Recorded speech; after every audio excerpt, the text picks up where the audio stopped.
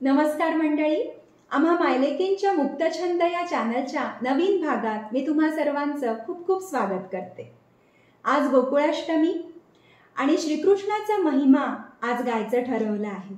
त्याचं गुणवर्णन करायचं, त्याच्या अद्भुत चरित्राची या निमित्तानं उजळणी करायची। अर्थात संहिता लेखन माझी आई डॉक्टर शुभांगी पातुरकर हिचं आहे। हा भागही तुम्हाला नक्की आवडेल। आवडला तर तुम्हा सर्व मित्रमैत्रिणींमध्ये, नातेवाईकांमध्ये हा नक्की शेअर करा। श्रीकृष्णाचे चरित्र अद्भुत आहे। त्याच्या चरित्रात विलक्षण नाट्यमयताही आहे आणि ती सुरू होते थेट त्याच्या जन्मापासून। जन्म सुद्धा ऐन मध्यरात्रीचा, बंदिवासातला। कंसासारख्या दुष्ट हा त्याचा मामा आणि भाच्याला जन्मता क्षणी तो मारायला टपला। देवकीला पुत्र जन्माचा आनंद सुद्धा व्यक्त करता आला नाही। बाहेर श्रावण झड, काळाक अभिन्न अंधार। नवजात बाळकाला कंसापासून कसं बरं लपवावं आणि कुठं कुठं न्यावं, हे प्रश्न सगळे तिच्या मनात आणि वसुदेवाच्या मनात दाटलेले। हे बाळ मात्र खुशाल मुठी चाखत मस्त आरामशीर पहुडलंय। पुढे देवकीच्या सल्ल्यानं वसुदेवाचं बाळाला गोकुळात घेऊन जाण्यासाठी ते निघणं। वसुदेवाच्या हातापायातील साखळदंड आपोआप गळून पडणं। दारावरच्या पहारेकऱ्याचा नेमका त्यावेळी डोळा लागणं।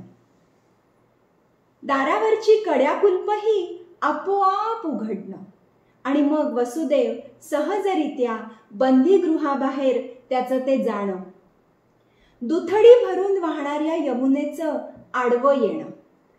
कृष्णाच्या स्पर्शासाठी तिने अधिकाधिक वरवर चढणं आणि मग त्या बाळाने हलकेच आपला अंगठा टोपली बाहेर काढत तिला साक्षात परमेश्वराच्या चरणाला स्पर्श केल्याचं समाधान देणं आणि मग यमुनेचं ललनांनी लीलया भांग काढावा तसं सहज दुभंगणं। त्यातून वसुदेवाचं सुखरूप यमुना पार करणं, सुखरूपरित्या गोकुळात श्रीकृष्णाला पोचवणं, हे सगळं नाट्य घटकाभराचं। सगळी जणू नांदी त्या पुढच्या नाट्यमय घटनांची। गोकुळातलं त्याचं लाघवी, खट्याळ, खोडकर रूप अक्षरशः वेड लावणारं आहे। नंद यशोदेचा विश्वास बसू नये असे पराक्रम त्यांनी लहानपणी केले आहे। पूतना मावशी, शकटासूर, रेणुकासूर, अघासूर, प्रलंबासूर, असुरासूर, तृषावर्त अशा त्याला मारण्यासाठी एकामागून एक येणाऱ्या राक्षसांचा त्याने वध केला। पुढेही त्याचा पराक्रम चालूच राहिला। त्याच्या पराक्रमाला चातुर्याची, प्रसंगावधानाची आणि शहाणपणाची अजोड जोड आहे। कोटी चंद्र ओवाळून टाकावेत असं त्याचं मनोहारी रूप आहे। ओठात सुंदर बासरी आहे, केसात मोरपीस आहे, गळ्यात वनमाळा आहे। त्यांचं सगळं कसं लालित्यपूर्ण आणि मनोहर आहे। अशा सौंदर्यप्रेमी, कलाप्रेमी, निसर्गप्रेमी कृष्णाची त्याच्या सवंगड्यांना, गोपगोपींना असलेली ओढ सुद्धा फार लोभस्वाणी आहे। धन्य ते गोकुळ पवित्र, जेथे अवतरला यादवेंद्र, असा हा गोजीरवाणा आहे। म्हणूनच त्याच्या सगळ्या खोड्या गोपींनी लटक्या मानल्या। कधी दह्यादुधाची चोरी करताना तो सापडलाच तर मुख्य तू सापडलासी मज, आता सकळांसी काय काज। हाता आलिया स्वरूप निज, नाना साधने कासया, असा भाव त्यांच्या मनात त्यावेळी यायचा। तो साक्षात परमेश्वराचा अवतार, पण तो सामान्य रूपात वावरतो। जो सर्वव्यापी आहे, सर्व ठाई आहे, जो अनंत रूपात अनंत नामांनी नटलेला आहे, जो नाना साधनांनी सुद्धा साधला जात नाही, त्याला यशोदा दाव्याला बांधते, शिक्षा करते। ज्याची थोरवी प्रत्यक्ष व्यास गातात, जो गवळ्यांसोबत शिदोरी खातो, जो अनाकलनीय आहे, त्याची गाऱ्हाणी गवळणी यशोदेकडे सांगतात। जो अनंत कोटी ब्रह्मांड नायक आहे, ज्याच्या इशाऱ्यासरशी पंचमहाभूत चालतात, तो वैद्यांचा पेंद्याचा सवंगडी ठरतो.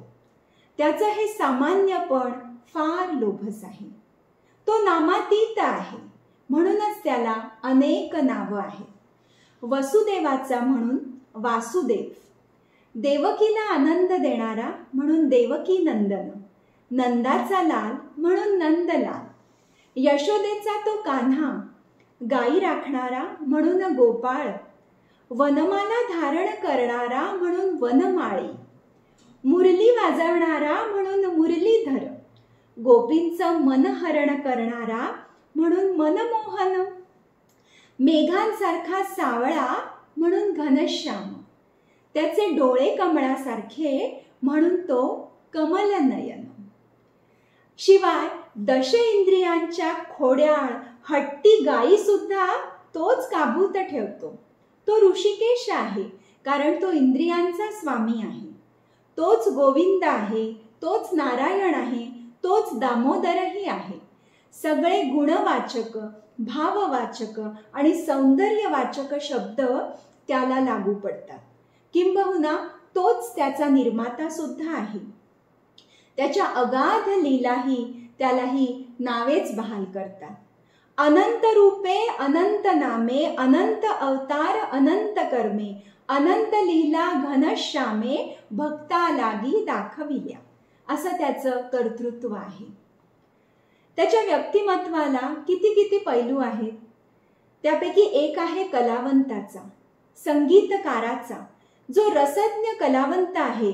सृष्टीत जे काही रसमय, सुरमय, आल्हाददायक, निर्मळ, निरामय, सुसंवादी, आनंददायक आणि प्रशांत आहे, ते सगळं या बासुरीच्या सुरात आहे. त्याची बासरी हे जीवन संगीत आहे. ती स्रवणारी आहे.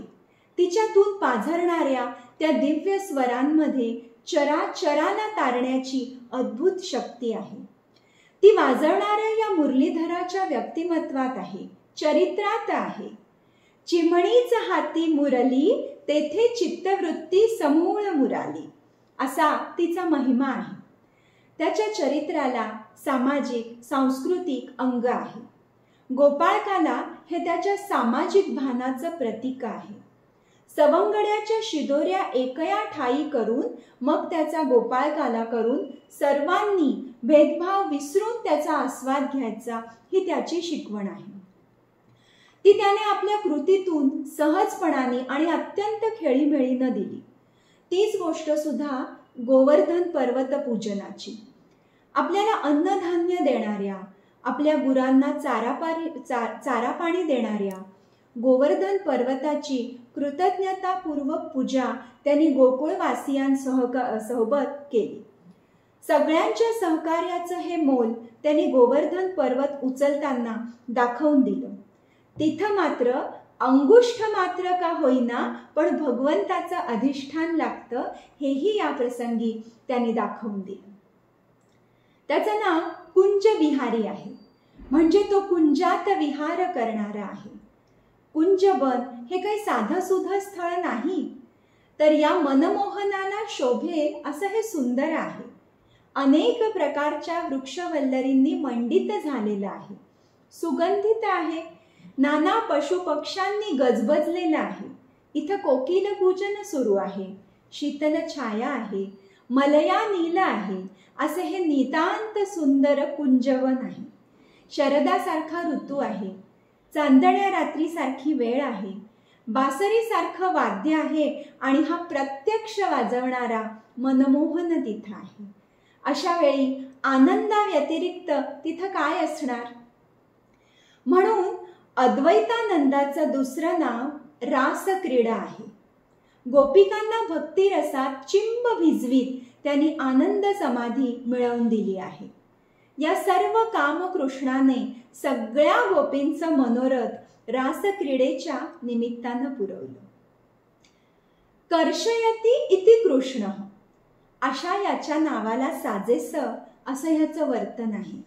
सर्वांना त्यांनी आपल्याकडे खेचून घेतले, खिळवून ठेवले.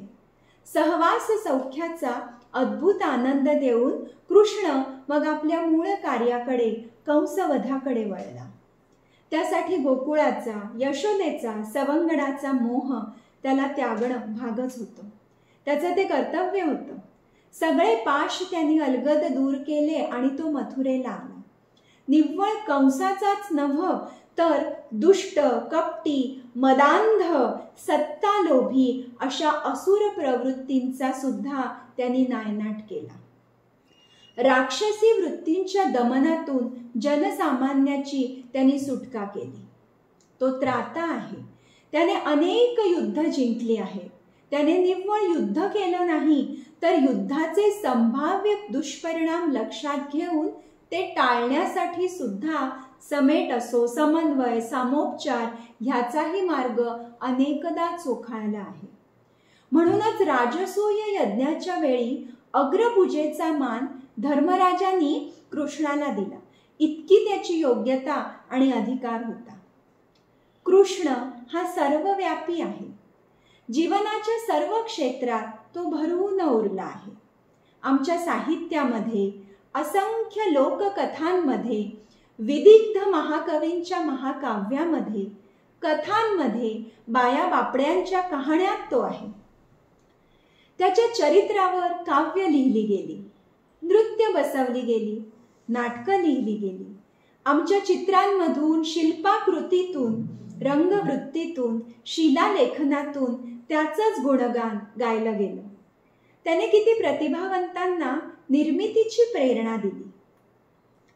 आमच्या संगीतात कृष्ण भक्ती अशी काही व्यापून आहे की कृष्ण वगळला तर उरलेलं संगीत निरस होऊन जातं.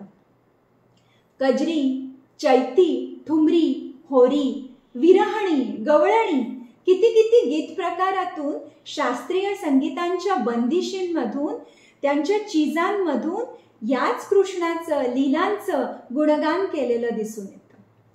त्यातून पुन्हा पुन्हा तो नटला, प्रगटला आहे. आमच्या आयुष्याला हा व्यापून पुन्हा दशांगुळ उरला आहे. शरीर पातळीवर मानवी पण कर्तृत्वानं मात्र असामान्य असलेल्या या कृष्णानं आसक्ती आणि अनासक्ती हे दोन ध्रुव उत्तम रीतीने सांभाळले. नंद यशोदेच्या गोकुळवासियांच्या आठवणीने तो पुन्हा गोकुळाकडे कधीच परतला नाही. कंसवधानंतर मथुरेचे राज्य उग्रसेनाला देऊन तो स्वतः नामानिराळाच राहिला. द्वारकेचे राज्य सुद्धा त्याने बळीरामाकडे सोपवून दिले.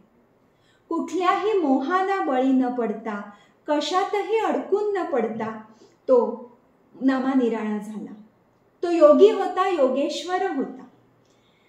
महाभारतातलं युद्धाचं निमित्त करून अर्जुनाला आणि अर्जुनाचं निमित्त करून समस्त मानव जातीला गीतेचं तत्वज्ञान सांगणारा तो एक महान तत्वज्ञ होता. मी स्वतः एक काउन्सिलर आहे, काउन्सिलिंग सायकोलॉजिस्ट आहे. म्हणून मला असं वैयक्तिक वाटतं की कृष्ण हा आपला पहिला काउन्सिलर आहे. जिथे जिथे मानवाला, मानवी वृत्तीला, मनाला आपल्याला शंका निर्माण होतात तिथे तिथे हा कृष्ण अवतरतो. आणि हे सगळं गीतेचा अभ्यास केला की आपल्याला सहज लक्षात येतं. कृष्ण भारतात नव्हे तर जगभरातील अनेक थोर पुरुषांना या कृष्ण चरित्रांनी मोहवलं आहे.